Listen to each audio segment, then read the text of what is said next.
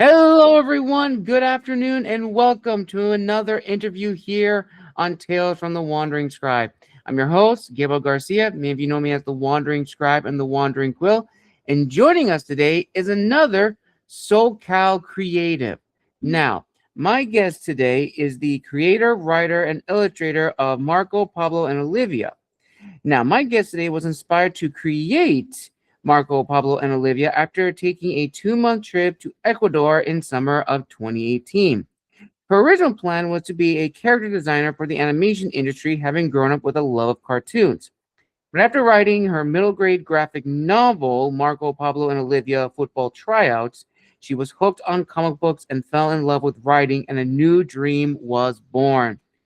Now an award-winning author, she currently lives in sunny California with her family and is ready to tell more stories to the world. So, without further ado, let's give a huge round of applause to a fellow California creative, Ana Cortes. Ana, welcome to the show. Thank you, Gabrielle, for having me. Awesome, Ana. Awesome.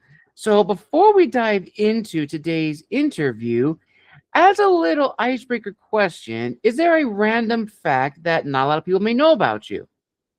Hmm, what is a random fact? Hmm, well, I like to, when I'm creating stories, I like to draw my characters and the world first and then write the script, because usually it's Hmm. the other way around. All right, all right.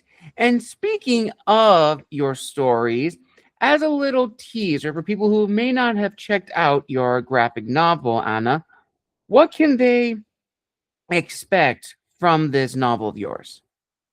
Hmm. So I think my readers can expect from reading graphic uh, Marco, Pablo, and Olivia is that it is a coming of age, slice of life story for middle grade readers for children ages 8 to 12. Um, and the first book, Football Tryouts, is the first installment of the series, and it's basically about the Costa siblings. They just moved to the coast from the mountains, and the oldest kid, Marco, he wants to try out for a soccer team, but there's this bully, this alpha Mm, kid who does not want him on the team, but Marco is determined to prove his mettle and to show him and these other kids that he truly fits in to this soccer team. awesome, awesome. So before we dive deeper into your graphic novel, Anna, let's talk a little bit more about you. So from your bio, it seems to me that you were always a creative person growing up, a love of cartoons and a love for drawing and animation. So I'm very curious. I know that, again, from your bio on your website, that the idea of your graphic novel came from your semester abroad in Ecuador. But are there any other aha moments that really put you on this path and gave you the confidence to create this graphic novel of yours? Hmm. Well, since you mentioned that I love my love for cartoons, um, besides my trip to Ecuador, um, that gave me the idea, the inspiration to write my graphic novel series. Before that, I watched the Disney Pixar movie called Coco, Mm. and it's an amazing movie. It's one of my favorites, and it made me cry a lot when I first watched it.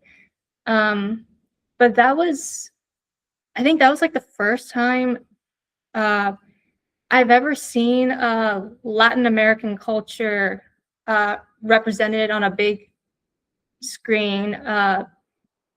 my family and I are not Mexicans, we're Ecuadorians, but Mm. seeing Coco was like the closest thing that resembles my culture, and it just felt wonderful to see uh, these characters who look like my family, who look like my friends, and who share similar traditions and values, and that kind of gave me the courage to tell stories about characters who look like me. I thought, if Pixar can do it, maybe I can do it too.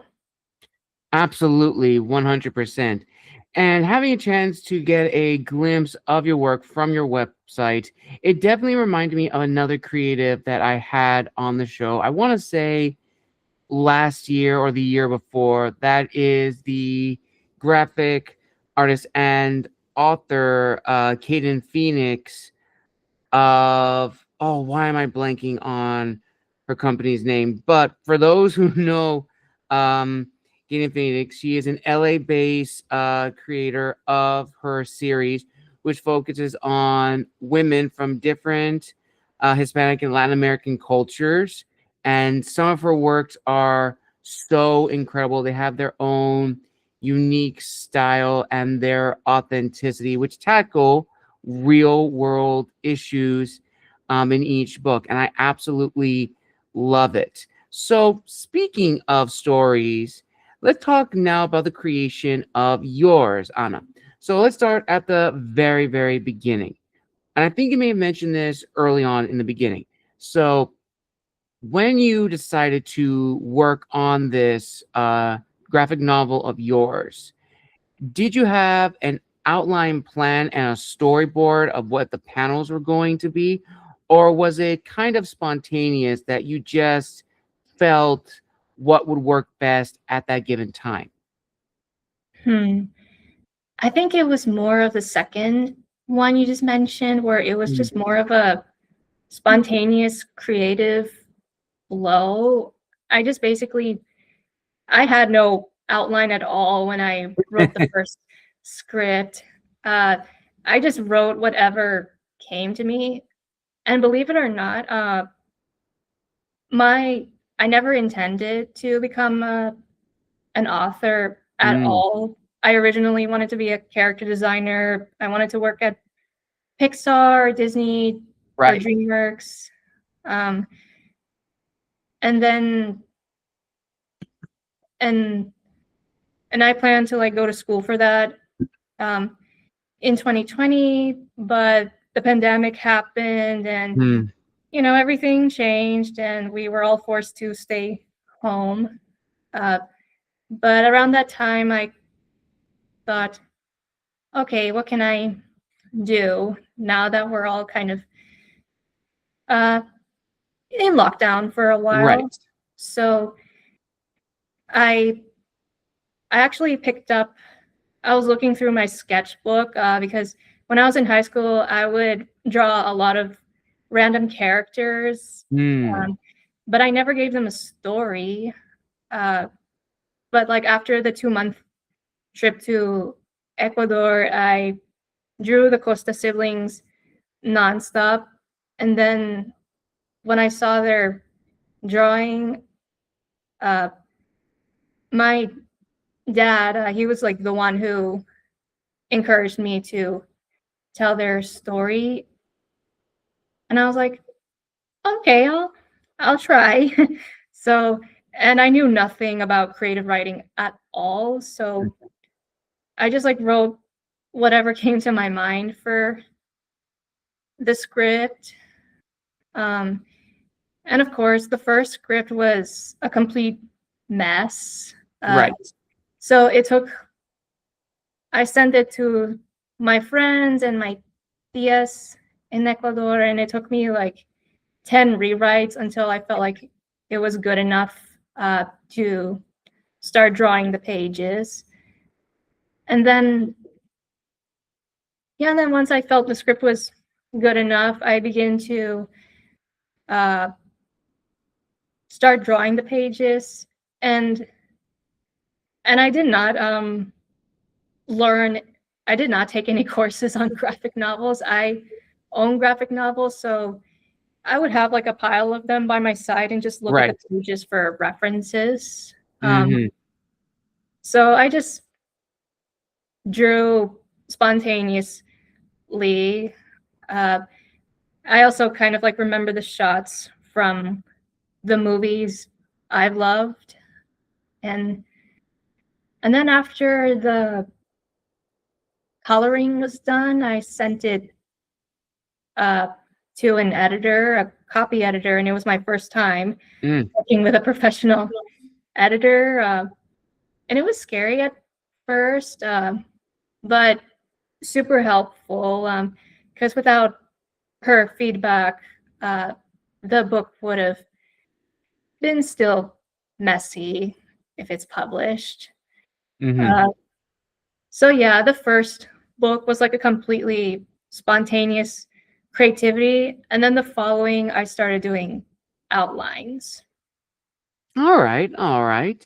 And that's a little fun question, Anna. When, getting it polished and making sure that everything flowed, not just the pages, but also the dialogue, what was your favorite scene or character that you've enjoyed fleshing out in this graphic novel of yours? Gee, that's a tough one to answer, but I think, I mean, I love all my characters.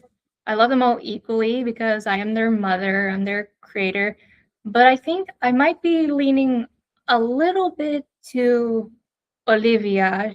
She is the youngest Costa sibling. She's the only girl, uh, and she's like the smartest one out of the three kids. She loves going to school. She loves Mm, reading books, and she's a little overachiever. right. And she's like this tiny 9-year-old girl, but she has a really big personality. She's super sassy and feisty. There was this scene where in the book, when Marco was trying out for the soccer team, Mm-hmm. uh, the bully who taunted him, Victor, he sabotaged his chance by like sliding and tripping him. That caused him to fall and hit his nose and give him a Ooh. bloody nose. Yeah, stuff like that happens in sports. But then when Olivia saw that, she got mad and she was like about to storm to the soccer field, but her other brother Pablo held her back. She told him, "I'm going to give him a piece of my mind." And they're like, "Whoa, whoa, whoa, whoa, don't. You're going to make it worse." And Olivia has been a fan favorite, and I enjoy writing her a lot.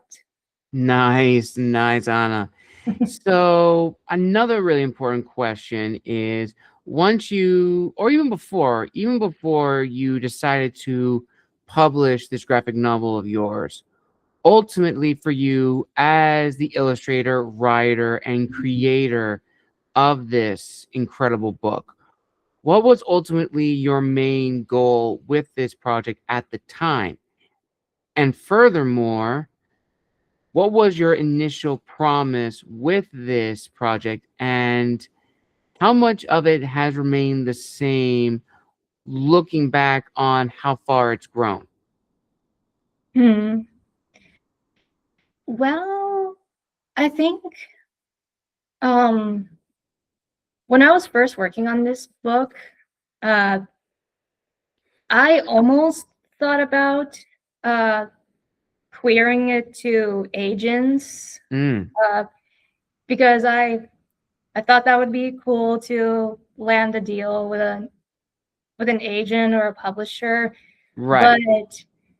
I was 18 when I was working on this first book, and I knew nothing about traditional publishing, and Mm, I hear that they do deadlines, and that I would have to face rejections. And I just didn't feel like I was ready for that yet. So I just decided to self-publish this first book. And I thought, I think I decided to just, make this for fun. Um, but like at the time when I was working on the first book, I was also making drawings of the characters and posting them on social media.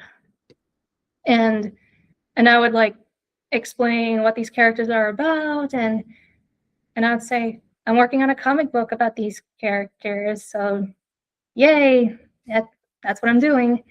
And a lot of my followers got pretty excited about it, and they were like, really? Oh my god, I can't wait to read this. Is it just going to be one book? Is it going to be a series? And like I didn't have the questions at that time, so I thought, okay, it seems like I got people who are excited about this. I think I will start promoting it and reach it to other readers. And I decided to turn it into a series. So I started coming up with ideas for episode 2 and 3 and 4 and like farther more.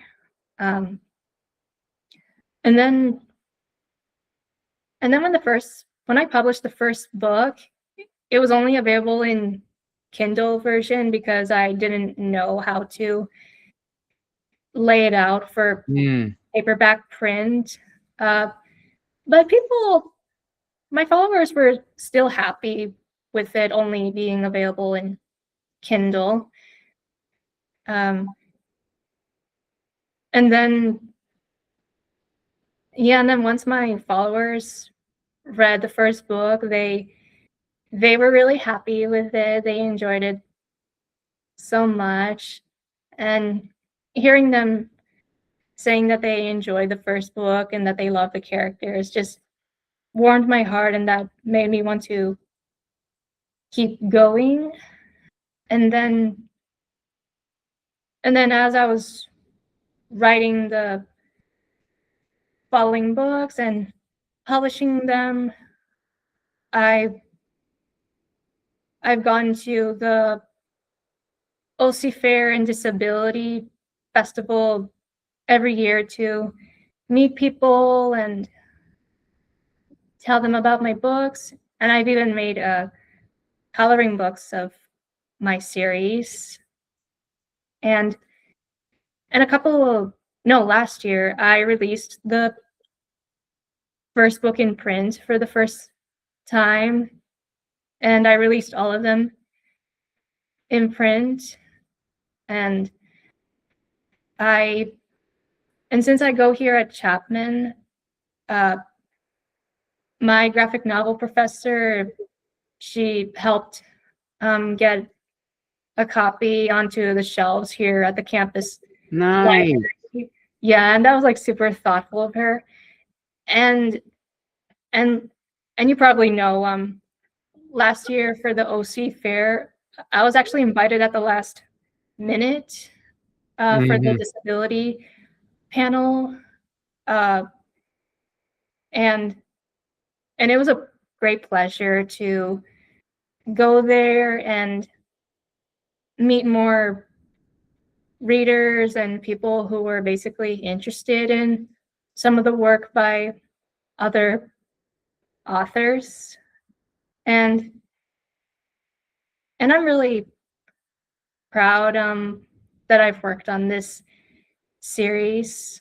And of course, here at Chapman, being a full-time student kind of makes it difficult to keep the momentum going, but I do my best, and yeah, I just keep doing what I do. Absolutely. Very, very true, Anna. And this next question, I'm sure you've definitely had a lot of thoughts on, as well as any creative in general, is dealing with imposter syndrome and writer's block. Now, as you mentioned, you are a student, so it can get very difficult to balance, academic responsibilities and your responsibilities as a creator of your own graphic novel, trying to find that equilibrium. So, for you, Anna, how do you deal with those two major issues that plague a lot of creatives? Well, writer block is definitely not the funnest thing to deal with, Mm-mm. uh, because when I am, because I have experienced those when I was working on the Marco, Pablo, and Olivia comic books. I would write something or outline something, and then I would like get angry, and I would even cry because I'm like, oh, I can't figure this out. Like, why can't I write? Uh, but uh, but I kind of remember that this is a normal part about being a creative writer, so I'm not alone in this. And Mm-hmm. and I knew that the more I stay focused on this, the worse it's gonna get. So what I do is I just put my work aside for a bit and don't think about it. And I would basically just go out and go to the mall, grab coffee, and chill and catch up with friends. Or I would work on another unfinished project. And and that kind of goes on for days or sometimes even weeks. And then sometimes during my time away from the project I was stuck on, Mm-hmm. some inspirational sparks will happen um, during the break. So, like, it could be something I saw when I go to the mall, or a story um, my about my family, or even a book I read. And then once I feel well rested and sometimes inspired, I go back to writing the book. and and people may not know this, but taking a break from your work actually helps a lot, because It does. once you come back to your book, you're a better writer than you were when you were stuck on it. I attest to that. That is 100% true, Anna. And now we're going to go into a series of questions that I think are very important. Not only are you a writer, Anna, but you're also a graphic designer and illustrator. That was your main background that you wanted to pursue as a career in animation. And I know, sorry, now more than ever in the digital age, being an animator, graphic designer, and illustrator is ever changing, because with the rise of generative AI and a lot of companies citing towards that as an avenue to create their logos, brands, or even character designs, it's shifting away from the human voice that illustrators and artists have put so much hard work and effort into it. So I'd just love to hear your thoughts on this, Anna, as a graphic designer and illustrator, just seeing the industry just shift all around you and like teetering on either a golden age of animation and design or a dark age of generative AI, as some people say, slop that creates a false sense of creativity. Mm. Well, since I am an artist and an illustrator, I've been very anti AI since it has arisen, uh, Mm, because I just don't understand why people are relying on a computer that has no soul, no heart, to create something for them. Right. And I get it that they're worried about maybe time or budget, but once AI creates something, it's not going to capture the heart that these people have envisioned for Mm-mm. their projects. Yeah, like AI has no feelings at all. And seeing the industry replacing artists with AI like breaks my heart because these people, they pour so much heart and soul uh to their work, their art projects, and I've seen what they could do. I look at their work and I'm like, this is amazing. Like the industry is completely missing out. Mm-hmm. But when the industry is like still leaning towards AI, that basically means that they don't value the artist's talent, they don't value their voices. It's like they're saying, yeah, like what you have is nice, but AI can do it quicker. And yeah, it's basically saying that they don't matter, the real human artists. And I do like worry about how it's going to affect the future if people rely on AI Mm-hmm. so much. Because I mean, I don't mind using AI to do my laundry or clean my house, but I don't ever want AI to write something for me or draw something for me, because also in a way, relying on AI to create art is also kind of cheating, and it will just make the next generation of humans less creative, less logical, logical, and less intelligent too. So, and I just hope that people will see that me as a writer, as an artist,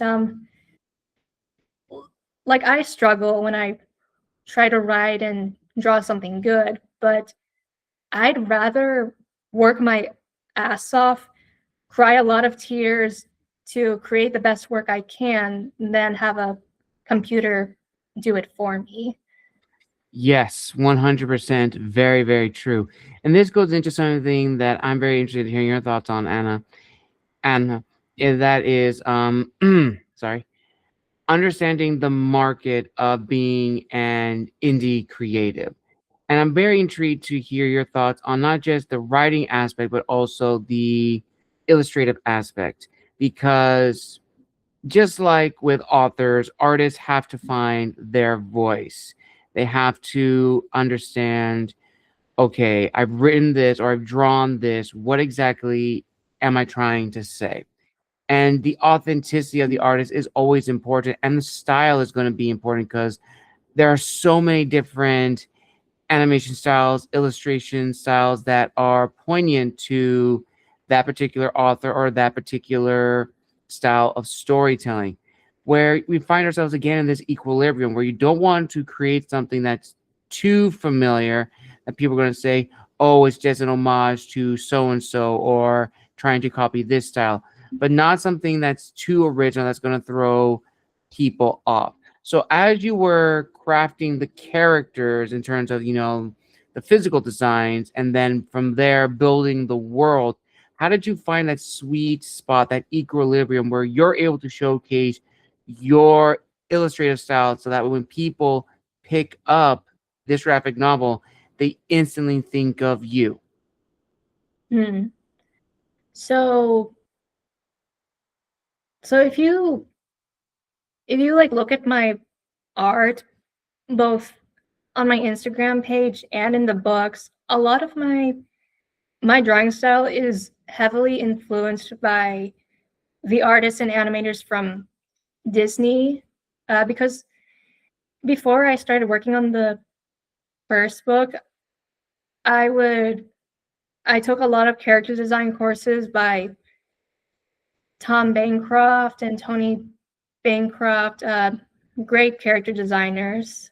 But I was kind of like stuck in that style for a while, that I knew I needed to push myself to find my style. So I looked up on other artists like Jim Kim, or like the classic cartoons from a long time ago, Right. and, or even play with extreme shapes. That's always important.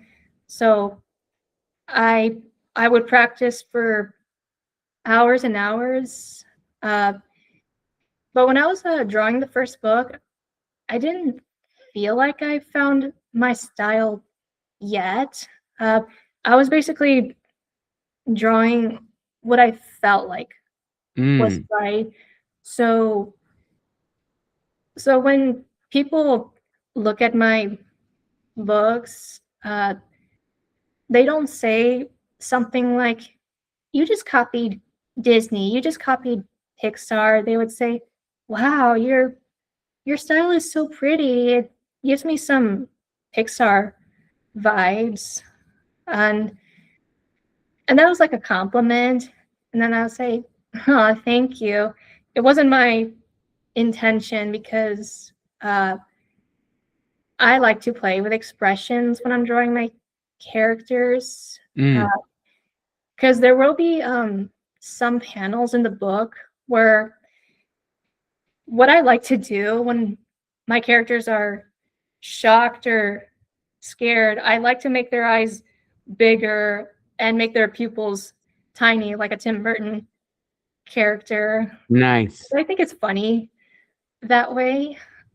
Uh, but like, as I created more projects and worked on the following books, uh, I felt like my style has improved, because I was practicing character design while I was working on the books.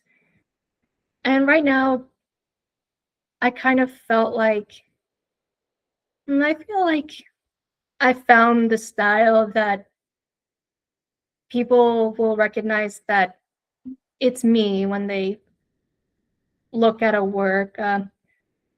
And hopefully it doesn't remind them of Disney. It's just something that feels like me. Absolutely, 100%. Now, in regards to one's audience, is it kind of along the same thing as your art style, where you didn't know your audience at the time and gradually started figuring it out once you had more engagement, more interaction, going out to local conventions and promoting your book? Uh, so before, when I was working on the first book, I wasn't much of a reader at all.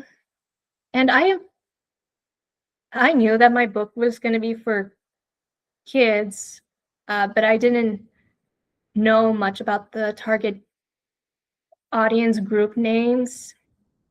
And and when I wrote the first script, my characters, they originally sounded like young adults, something Mm.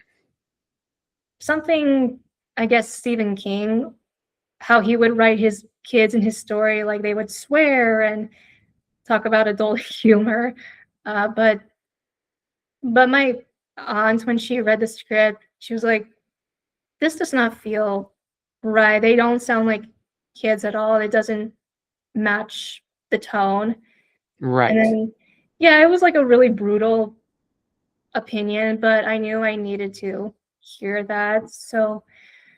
Uh, so what I did was, um, I started reading middle grade books to understand uh, the tone, but also understand uh, what is a middle grade story, what defines Right. it, what are the aspects of it.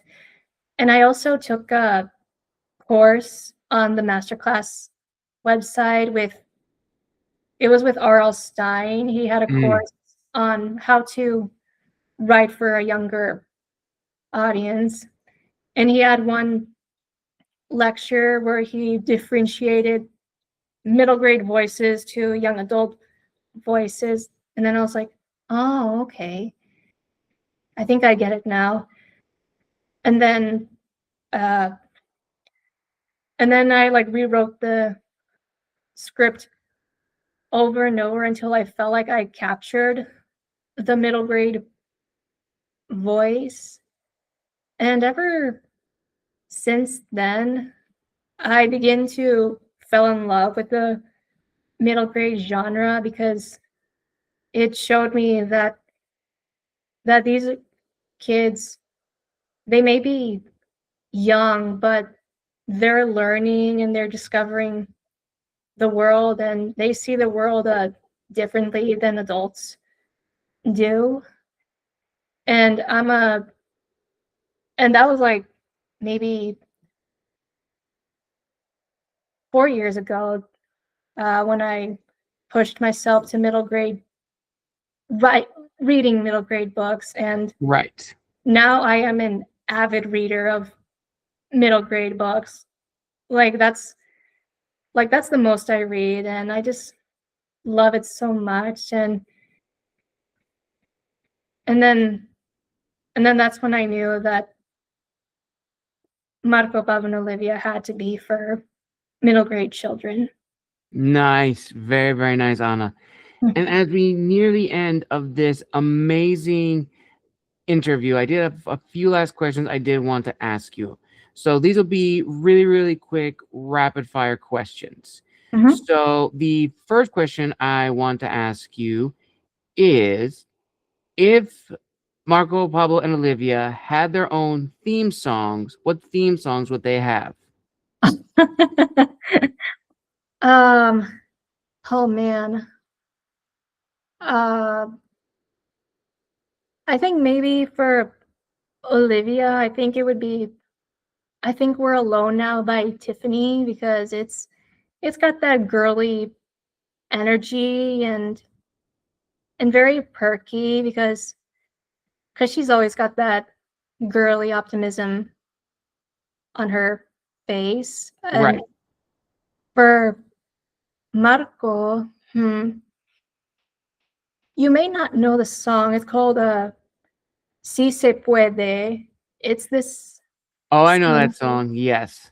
Yeah, I love that song because he loves soccer, and that song was sang to honor the Ecuadorian soccer team that made it to the World Cup in 2014.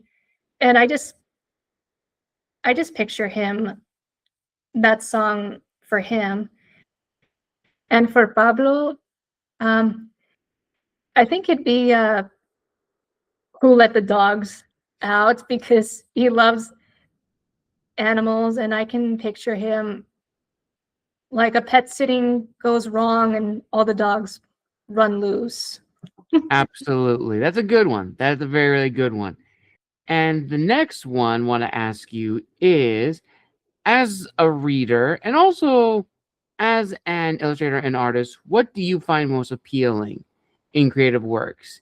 Themes or tropes? I think maybe it has to be themes. I don't really think about tropes when I'm writing my stories, because when I was working on the Marco Paulo Olivia series, I knew the themes had to be family and friendship and staying true to oneself. Mm-hmm. So I spent the time thinking about, how do I tell these stories dedicated to these themes, because I want to make sure once my readers read the books, they're able to understand and pick it up after they read it. Nice. And then finally, Anna, to cap us off this amazing interview with all we've talked about and more, what do you want people to take away from Marco Pablo and Olivia football tryouts, as well as your word of wisdom to the future authors and illustrators watching this interview right now?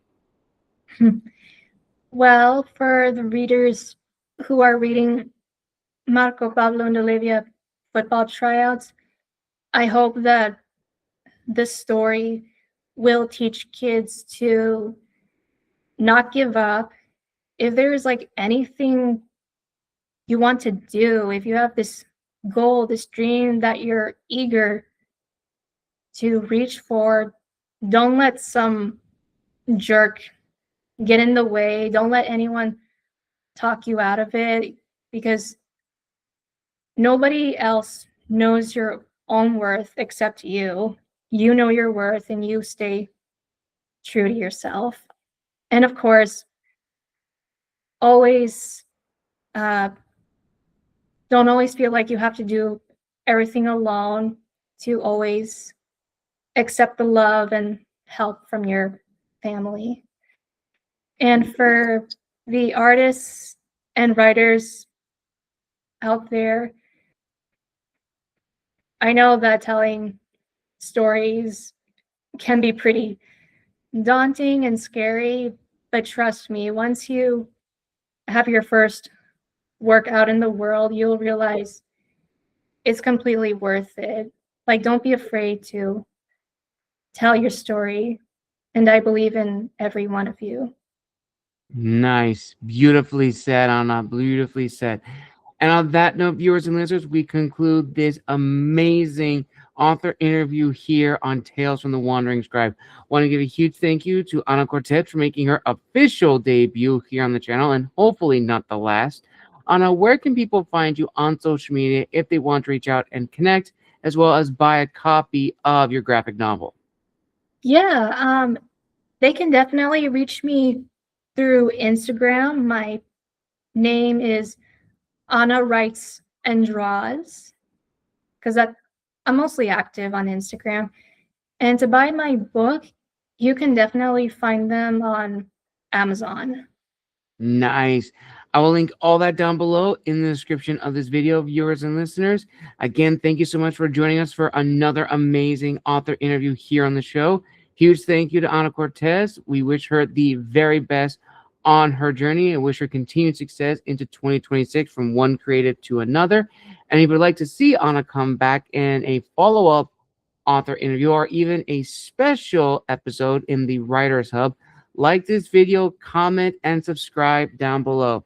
And as always, this has been the Wandering Scribe and the Wandering Quill signing out. Wishing you all a wonderful afternoon wherever you are in the world. Happy Friday, everybody, and we'll see you all in the next episode. Take care and bye-bye.